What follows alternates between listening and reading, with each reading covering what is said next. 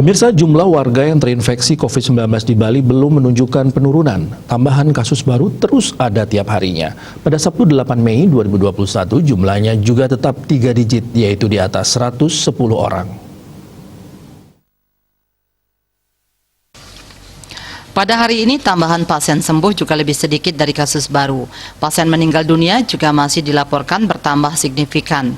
Jumlahnya sama dari sehari sebelumnya. Menurut data Satgas Penanganan COVID-19 Bali, terdapat 113 kasus baru. Kumulatif kasus yang ditangani Bali mencapai 45.655 orang.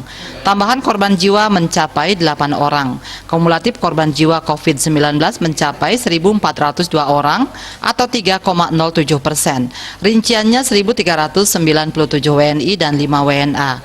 Pasien sembuh bertambah mencapai 102 orang, sehingga total pasien sembuh saat ini sebanyak 43.060 orang atau 94,32%.